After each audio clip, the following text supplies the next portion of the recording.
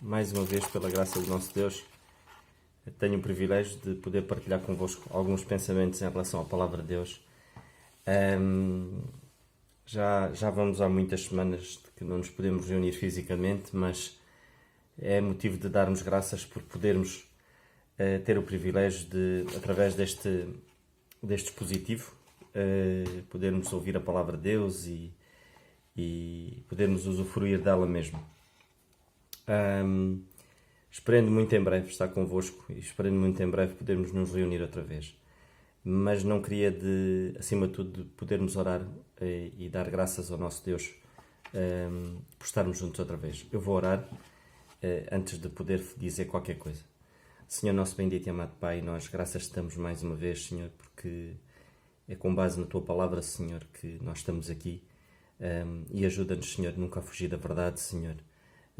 Nunca pormos as nossas experiências pessoais acima daquilo que Tu dizes. E neste momento nós te rogamos, Senhor, queremos te rogar que nos ajudes e nos dês a sabedoria certa para tomarmos decisões, Senhor, certas, segundo a Tua vontade. O nosso desejo é estarmos juntos outra vez e podermos nos reunir, mas queremos deixar isso tudo nas Tuas mãos, Senhor, e nos orientar acerca disso, Senhor, assim como nós te rogamos também que nos ajudes esta manhã a ouvir a Tua Palavra e que sejas Tu a anunciá-la, Pai. Tudo isto pedimos e agradecemos no nome do Teu Filho, nosso Senhor Jesus Cristo. Amém. Irmãos, eu esta manhã queria partilhar convosco um trecho das Escrituras em Marcos, no capítulo 5, e eu vou ler Marcos capítulo 5, e a palavra de Deus diz-nos isto.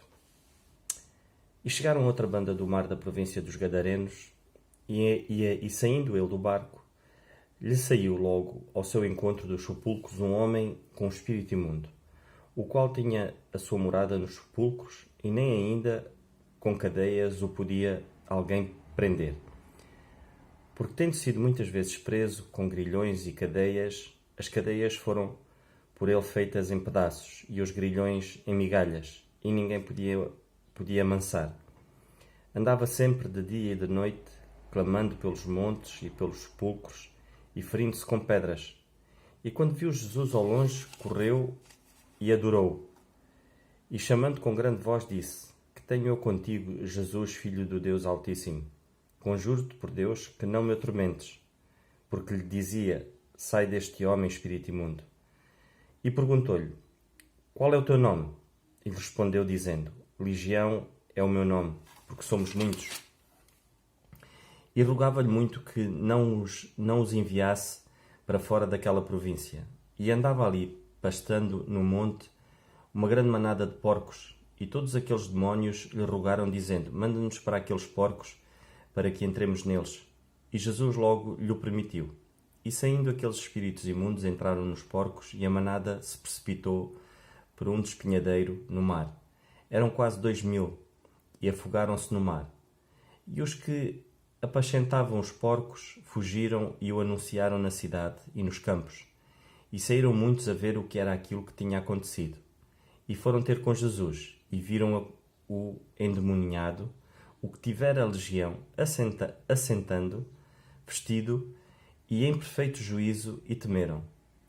E os que aquilo tinham visto, contaram-lhes o que acontecera ao endemoniado, e acerca dos porcos. E começaram a rogar-lhe que saísse dos seus termos. E entrando ele no barco, rogavam-lhe o que fora o endemoniado, que o deixasse estar com ele. Jesus, porém, não lhe permitiu, dizendo-lhe: Vai para a tua casa, para os teus, e anuncia-lhes quão grande coisas o Senhor te fez, e como teve misericórdia de ti. E ele foi e começou a anunciar em Decápolis quão grandes coisas Jesus lhe fizera, e todos se maravilhavam.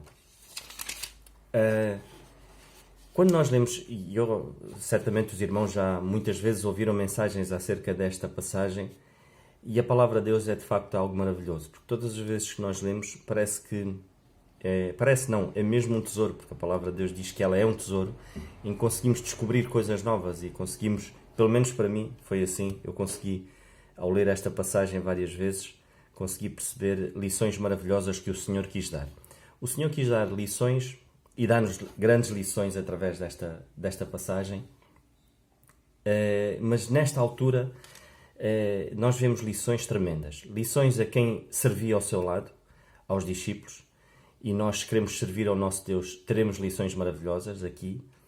Lições também, uma lição maravilhosa de amor e de esperança àquele homem, e nós também precisamos dessa lição de amor e esperança, porque quantos há perdidos e quantos precisam, quantos estão presos em cadeias, quantos estão presos em agrilhões e precisam de facto deste amor. E lições maravilhosas a quem o rodeava e inutilmente o poderia ajudar. E hoje também funciona da mesma maneira.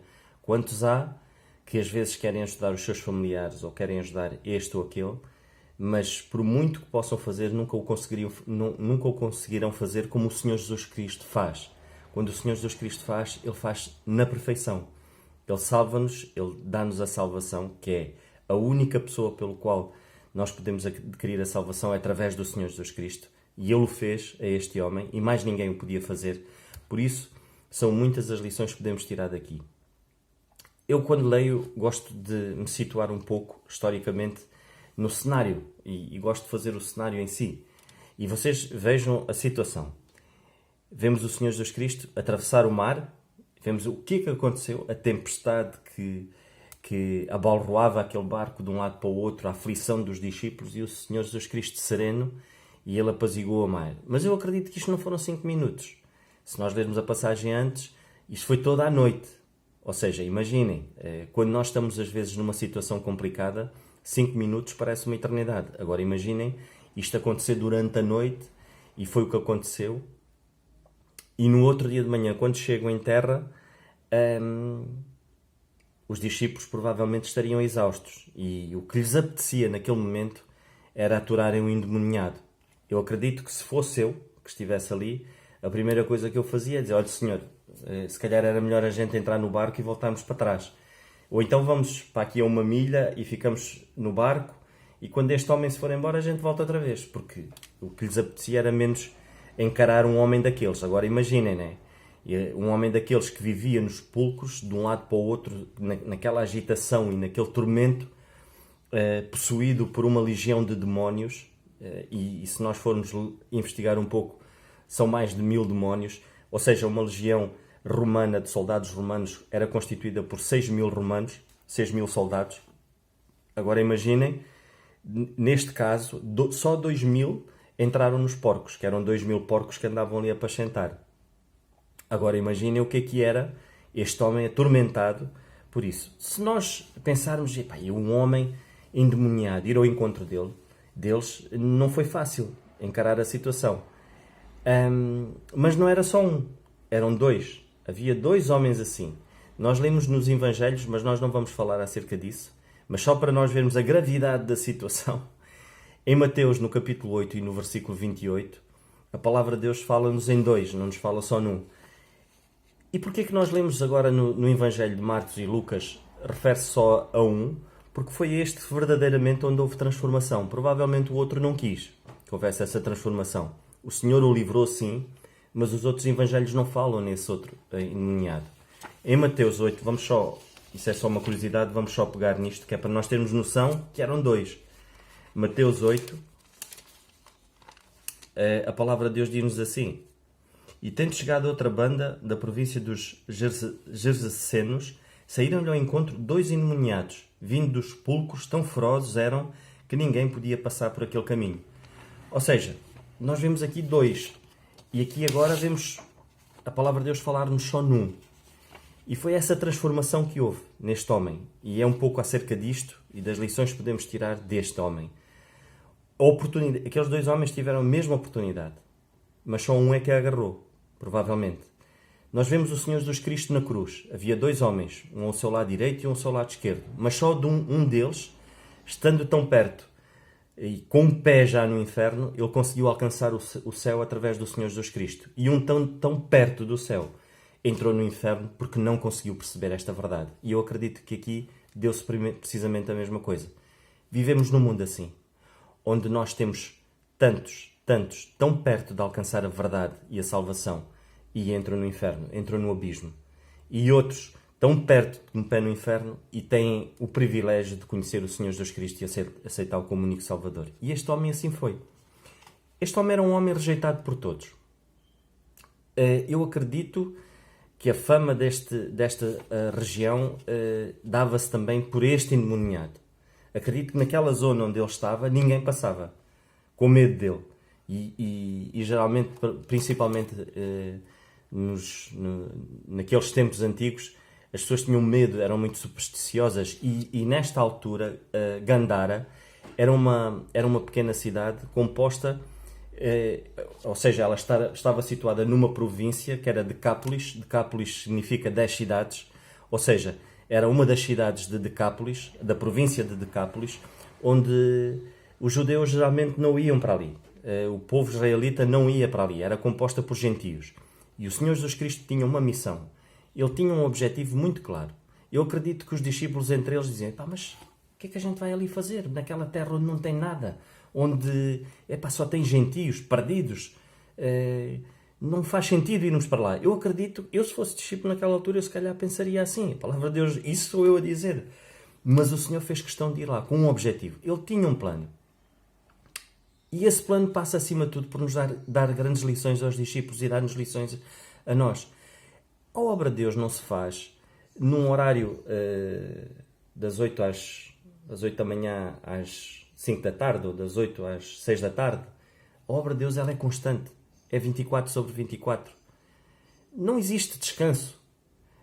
Nós não podemos dizer assim: não, eu agora não posso porque estou a descansar. E nós vemos o Senhor Jesus Cristo dar esta grande lição aos discípulos. Nós atravessamos um momento difícil, foi a tempestade, mas agora temos que fazer mais alguma coisa. Há um objetivo. Temos traçado objetivos em relação à obra de Deus, aquilo que podemos fazer. Eu não estou a dizer da igreja, estou a dizer diariamente, 24/24, porque viver Cristo é isto. Viver Cristo era aquilo que o Senhor Jesus Cristo fazia, 24/24. Ele chega a esta terra e ele olha para aquele homem. Um homem desprezado por todos, um homem em que ninguém dava nada por ele, um homem atormentado pela vida, pelos demónios que habitavam dentro dele, onde certamente naquela zona, se eles pudessem, matavam-no. Esse se calhar, ou aprisionar, como tentaram fazer várias vezes. Essa seria a única hipótese, humanamente falando, para se livrarem daquele homem. Não havia mais nada que pudessem fazer. E nós vivemos dias assim, irmãos. Nós vivemos dias em que, muitas das vezes, nós desistimos de orar. Mas o Senhor Jesus Cristo não desistiu deste homem. E nós não devemos o fazer. Nós não devemos desistir de orar por aqueles que mais precisam. E eu estou a falar nisto em termos de família. Nós temos familiares nossos que provavelmente... E este homem tinha uma família. Nós no fim vemos o Senhor Jesus Cristo dizer para ele anunciar à sua família. Eu acredito que a angústia desta família era tão grande, que se calhar muitas das vezes desejaram a morte. Nós nunca devemos desistir de ninguém, porque o Senhor Jesus Cristo não desistiu de nós. E nós estávamos na mesma condição que este homem. Nós vemos que o Senhor Jesus Cristo, quando olha para ele olha para aquela alma. Ele não olha para o homem em si, pela condição dele, mas ele olha para a alma necessitada que aquele homem tinha. Mas nós não. Nós muitas das vezes olhamos para a pessoa. Nós olhamos com os nossos olhos e não queremos olhar com os olhos do Senhor Jesus Cristo. Olhamos para a pessoa em si, por aquilo que ela faz, por aquilo que ela é, por aquilo que ela diz, e isso condiciona a nossa ação. Eu acredito que se o Senhor Jesus Cristo dissesse àqueles discípulos assim: olha, o que é que a gente faz a este homem? Eu acredito que muitos deles diziam: Senhor, vamos voltar para trás, isto é um caso perdido. Eu se calhar dizia isso. E nós às vezes fazemos assim. Desistimos de orar, desistimos de fazer seja aquilo que for. Porquê?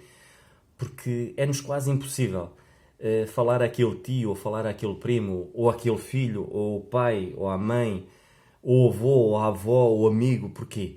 Bastante arrogante, convencido de si próprio, tem as suas ideias já afirmadas acerca daquilo que é Deus. Para que é que eu vou perder tempo com ele? Não, nós temos que olhar para, seja para quem for, olharmos para a sua alma, para o valor que ela tem. E foi isso que o Senhor Jesus Cristo fez. Ele olhou para este homem e o que é que ele fez? Ele tratou de uma maneira como mais ninguém o tratou. Reparem que ele pergunta-lhe primeiro pelo nome. Ele perguntou-lhe pelo nome dele. O Senhor Jesus Cristo já sabia qual seria a resposta dele. Mas ele pergunta-lhe, ele quer te conhecer. O Senhor Jesus Cristo quer nos conhecer pessoalmente a cada um de nós. Nós vemos ao longo da palavra de Deus o Senhor querer conhecer, o Senhor chamar pelo nome. E neste caso, o Senhor quis conhecê-lo. E ele pergunta-lhe como é que ele se chama. O Senhor quer operar individualmente em cada alma. E é isso que nós temos que pensar, irmãos. É que uma alma tem um valor tremendo. O Senhor Jesus Cristo atravessa o mar e vai ter com aquele homem. O Senhor Jesus Cristo não tinha que atravessar o mar. O Senhor Jesus Cristo não tinha que vir à terra dar o seu precioso sangue por mim. Ele não tinha que fazer isso. Ele não tinha necessidade. A santidade de Deus não diminuía nem aumentava por isso. Mas Ele fez questão disso. Porquê? Porque Ele nos amou muito primeiro. Nós sendo pecadores, sendo inimigos, este homem era tremendo. Ele se calhar se apanhasse alguém, ele desfazia-o. E nós não somos melhores. E foi o que o Senhor Jesus Cristo fez. Ele veio para salvar este homem. Ele atravessou o mar para salvar este homem. Ele veio à terra para me salvar a mim. E Ele conhecia o meu andar. Ele conhecia o meu nome. E é de facto maravilhoso quando nós vemos que o facto do Senhor Jesus Cristo veio à terra dar uma possibilidade de hoje, eu como seu filho, não como uma criatura, meramente uma criatura. E este homem antes disso era meramente uma criatura, que vivia nos sepulcros, entre os mortos. E nós éramos também assim. Antes de conhecer o Senhor Jesus Cristo, nós vivíamos entre os mortos. Porque a palavra de Deus diz que aquele que não crê está morto nos seus pecados, nos seus delitos e pecados. E então nós também éramos assim. Vivíamos nos sepulcros, entre os mortos. E o Senhor Jesus Cristo veio para dar a sua vida por cada um de nós. Nós vemos que há que reconhecer uma coisa. Primeiro, este homem reconheceu a autoridade e o poder do Senhor Jesus Cristo. E tem que haver esse reconhecimento através da sua palavra. Para nós conseguirmos nos chegar a Deus, e este endemoniado, ele reconheceu a autoridade que ele vem ter com o Senhor Jesus Cristo e reconhece que ele é o Filho de Deus Altíssimo, e nós temos que reconhecer a autoridade do Senhor. E não basta só reconhecer a autoridade do Senhor. Temos que reconhecer aquilo que Ele fez. Reconhecer a obra da cruz. Se nós não reconhecermos a obra da cruz, eu não sei quem é que nos está a ouvir, mas se alguém não reconhecer aquilo que o Senhor Jesus Cristo fez na cruz, porque só esse ato é que me leva ao céu, só este ato é que me leva à presença de Deus, ou seja, o Senhor Jesus Cristo leva os meus pecados para eu poder receber a sua santidade através da cruz, só esta obra é que faz com que exista uma transformação na minha vida. Eu temo muito que muitos homens e mulheres que frequentam a igreja durante anos e anos e anos estejam convencidos e não estejam convertidos. Que de facto reconhecem a autoridade de Deus, mas que nunca tenham reconhecido a obra da cruz, verdadeiramente. O valor do sangue do Senhor Jesus Cristo derramado naquela cruz. E isto faz-nos temer muito. Porque só assim é que há transformação. Não existe transformação sem reconhecer que o Senhor Jesus Cristo é meu Salvador. Nós não podemos dar um passo ao contrário. Nós não podemos querer ser participantes da obra, estarmos no serviço e nunca termos feito nada, nunca termos reconhecido o ato da cruz na nossa vida. Isto não funciona assim. A igreja não é um clube recreativo, onde nós vamos para lá participar e estamos juntos e passamos bons momentos, e eu até tenho responsabilidade nesta e naquele ministério, e ponto final. E este é o trabalho da obra de Deus. E depois o resto. Então estou por minha conta. Isto não é assim. Isso é religião. Isso não é cristianismo. E eu temo muitos homens e mulheres que vivam religiosamente, diariamente, uma vida religiosa. E isso é muito mau. Isso não leva à salvação. Nós vemos o Senhor Jesus Cristo operar na vida deste homem de uma maneira tremenda. E nós vemos a transformação que se dá. Nós vemos que o Senhor Jesus Cristo mostra aos seus discípulos, a quem servia ao lado dele, como eles deveriam atuar. Como eles deveriam revelar amor pelas almas. E essa é a nossa responsabilidade. Que amor é que nós temos revelado às almas? Eu muitas das vezes dou comigo e peço perdão a Deus porque às vezes revelo pouco amor. Às vezes revelo pouca paciência. Às vezes revelo pouco reconhecimento do valor da alma que essa pessoa tem. E não tenho vivido... esta semana vivi uns momentos um bocadinho complicados e em relação a essa situação. E peço a Deus que me ajude para poder reconhecer, de facto, que uma alma tem muito valor. Eu não posso olhar para a alma por aquilo que ela é. Eu tenho que olhar para uma alma pelo valor que ela tem. E não por aquilo que ela é em si, como pessoa. Porque é imperfeita, eu também sou imperfeito. Eu sou perfeito no Senhor Jesus Cristo. Mas em mim próprio nada tenho de perfeição. E nós vemos o Senhor Jesus Cristo, de facto, transformar esse homem. Nós vemos mais à frente e nós lemos de que aquele povo que estava ali naquela zona e que cuidava daqueles porcos, e eram 2000 porcos que ali havia, e nós pensamos, o que é que os porcos estavam ali a fazer? Era um povo que eram comerciantes. Eles eram uma terra onde provavelmente a idolatria estava muito presente. E eles usavam os porcos também para isso. Mas não só, eles comercializavam também a carne de porco. E eu acredito que muitos judeus iriam ali na surra, como se costuma dizer, buscar carne de porco para comerem às escondidas. E muitas das vezes é isso que nós fazemos, irmãos. Infelizmente, às escondidas, pensando que ninguém vê, vamos buscar aquilo que o mundo oferece.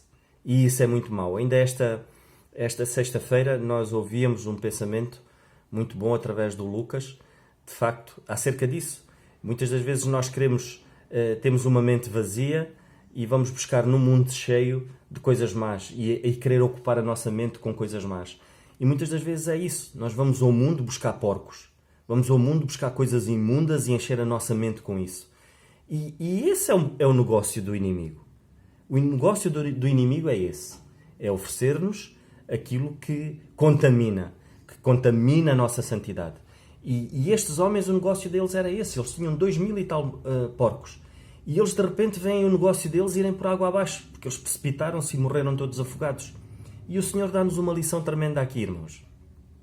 E Ele quer dar uma lição àqueles homens que viram acontecer aquele milagre. Ele quis dar uma lição de que uma alma vale mais do que 2000 porcos. Aquilo que eles faziam, para além de não ser uma coisa boa aos olhos de Deus, o somatório do valor daqueles porcos, e que deveria ser muito, que eram 2000 porcos, não era nada comparada com o valor que aquela alma tinha. Nós lemos e nós vemos neste momento que eles importaram-se mais com os porcos do que aquilo que tinha acontecido. E nós vemos que eles expulsaram quase o Senhor Jesus Cristo dali. Porque eles olharam para aquele cenário e só viram prejuízo. Eles não viram, e a transformação daquele homem não pesou em nada na balança. Se me estás a ouvir e se ainda não aceitaste o Senhor Jesus Cristo, pensa nisto. Não são os valores deste mundo, nem os princípios que este mundo oferece, nem as coisas que este mundo oferece, não são comparadas com aquilo que o Senhor Jesus Cristo quer te dar neste momento. Não se compara, não tem comparação possível. Aquilo que nós recebemos do mundo, a pouca satisfação que traz, é uma satisfação que rapidamente transforma-se em angústia, rapidamente transforma-se em agonia, porque acabou rápido e voltamos outra vez tudo ao mesmo. Voltamos outra vez ao desânimo, à ansiedade, à depressão. E não compensa, irmãos, não compensa. Não compensa. Se me estás a ouvir e ainda não aceitaste o Senhor Jesus Cristo, faz-o agora. E reconhece de facto o valor da cruz. Estes homens não reconheceram aquele milagre dado naquela altura. Nós vemos que o Senhor dá uma lição tremenda a quem servia ao lado dele, que eram os discípulos. E a lição que ele dá é: nós não vivemos como crentes, nós não vivemos para agradar os homens. O homem, nós vivemos para agradar a Deus. Se provavelmente as coisas estivessem nas mãos dos discípulos, ou se estivessem nas minhas mãos, O que é que eu iria fazer? Eu não iria expulsar aqueles demónios para o meio daqueles, para dentro daqueles porcos. Porque eu sabia que ia desagradar aqueles homens que estavam ali a pastar.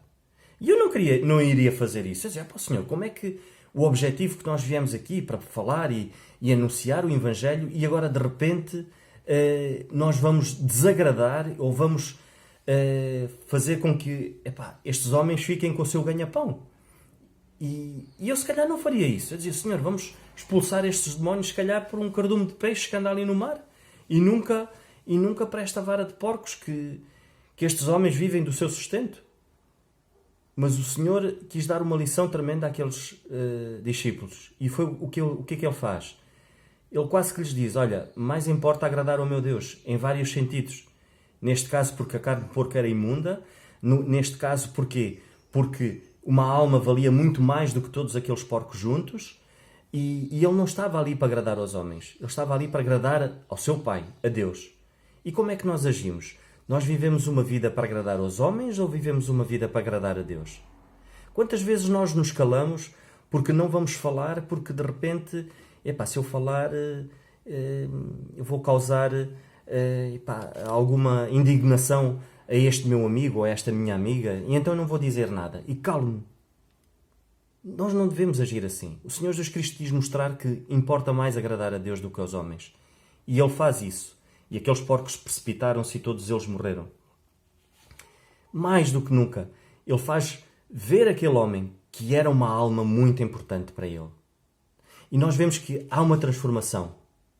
Aquele homem, quando eles vão ter, quando aqueles homens estavam ali a apacentar os porcos, quando voltam, eles veem um homem transformado, vestido e calmo, sentado, a ouvir aquilo que o Senhor estava a dizer ali naquele momento.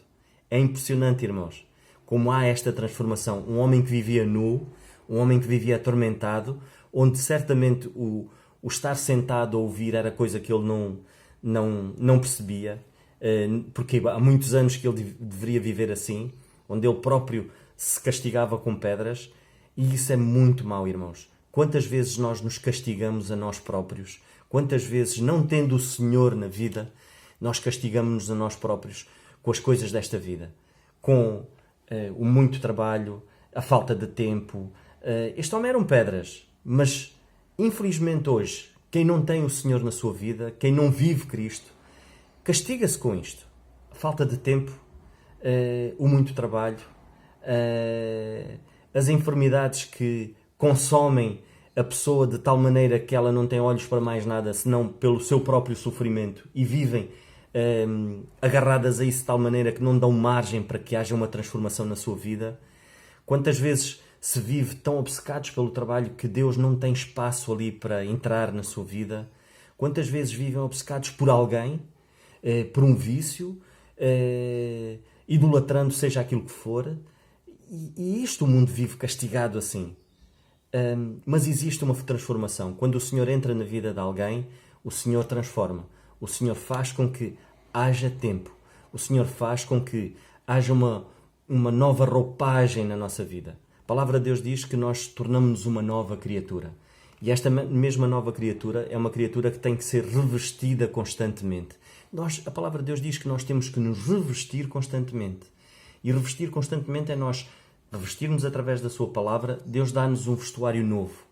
Deus dá-nos uma armadura tremenda em que, ainda há dias, o nosso irmão Carlos, num estudo bíblico, ele dizia: sendo nós crentes e tendo nós a possibilidade de viver uma vida com uma armadura que Deus nos dá, algo que nos protege, às vezes preferimos continuar a viver com uma roupa esfarrapada, com uma roupa da antiga carne, onde constantemente olhamos para nós próprios e lamentamos a nossa roupagem, mas não fazemos nada também para dar o passo para nos chegarmos a Deus, para que o Senhor nos possa revestir e o Senhor possa cuidar de nós. Que o Senhor nos ajude, irmãos, e que nós possamos pensar de que mais do que nós tentarmos olhar para alguém e dizermos, pronto, eu tenho orado por ele, mas provavelmente, se calhar, não há nada a fazer. Não, há sempre muita coisa a fazer. E nunca podemos desistir. uma das coisas que nós devemos fazer é nunca desistir de alguém, nunca desistir de orar por essa alma, pois é o Senhor que transforma. Não somos nós temos que só fazer a nossa parte. Quantas vezes nós desistimos de fazer a obra porque estão poucos? O Senhor veio com um objetivo e veio um homem ao encontro dele e ele não desistiu. Se calhar os discípulos estavam convencidos que do outro lado da margem, por terem ouvido falar do Senhor Jesus Cristo, estaria uma multidão imensa. Mas estava um homem e o Senhor não desistiu. E nós às vezes desistimos de fazer a obra porque estão poucos. Desistimos de fazer a obra porque olhamos com os nossos olhos. Que possamos olhar para o serviço, para a nossa vida, com os olhos do Senhor. De pensar, eu tenho que fazer a minha parte e não posso desistir. Faz-me lembrar alguém, houve o testemunho de uma irmã uma vez, que esteve aqui na igreja em Quinta do Conde, ela e a filha, ela era cubana, e ela diz que houve alguém, que a vida dela foi transformada, foi influenciada por uma filha de Deus que fazia isto. Ela estava na universidade a estudar, esta irmã que se converteu, e houve alguém que lhe falou estando calada. Houve alguém que testemunhou simplesmente pelo facto de que ela na universidade, no tempo livre que tinha, abria a Bíblia e lia a palavra de Deus. E esta irmã passava e olhava e via esta filha de Deus a ler a Bíblia, a ler a sua palavra. E isso mexeu de tal maneira com ela que ela começou a procurar Deus.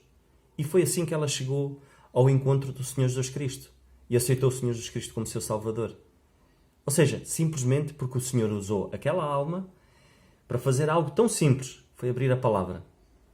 Ela não se inibiu por estar numa universidade, no meio de outros jovens, não. Ela simplesmente perseverou. E é isso que o Senhor quer. O Senhor quer que nós perseveremos na sua palavra, perseveremos na nossa luta diária, todos os dias, de pensarmos, não, eu tenho que fazer a minha parte. Nós não nos devemos dar asas ao desânimo às vezes que acontece. Não pensemos que por não vermos o resultado. O Senhor sabe e nós nem sequer imaginamos a proporção que tem ou se calhar daqui mais uns anos tem o facto de nós tomarmos a decisão certa hoje, segundo a sua vontade. Só o Senhor sabe dos frutos. Aquela filha de Deus provavelmente nem nunca imaginou que uma alma fosse ao encontro do Senhor Jesus Cristo por ela abrir simplesmente a palavra de Deus. E o Senhor usou-a. E é isso que o Senhor quer fazer. E nós vemos que o Senhor quer usar a cada um de nós. E Ele quis usar este homem. No fim, Ele diz a este endemoniado, vai à tua casa e anuncia quão grandes coisas fez o Senhor e a misericórdia que Ele teve na tua vida. O Senhor dá-lhe uma ordem para Ele fazer. Reparem que na nossa vida é assim. O Senhor não nos dá uma ordem ou um serviço para o fazer sem que primeiro haja uma transformação. Sem que primeiro haja um despir do velho homem e um revestir do novo homem. Sem essa transformação não há serviço possível. Nós não conseguimos servir ao nosso Deus só porque reconhecemos a autoridade dele sendo ele Deus. Há que reconhecer a obra da cruz. Sem reconhecer a obra da cruz, não há salvação, não há encontro com Deus. Se não há encontro com Deus, não há serviço. Que o Senhor nos ajude. Pensemos nisso. Não é o serviço que nos leva à salvação. É o Senhor Jesus Cristo. É a obra da cruz. Que o Senhor nos ajude e nos dê força e ânimo. E um abraço a todos. E desde já obrigado por me aturarem este bocadinho. Um abraço.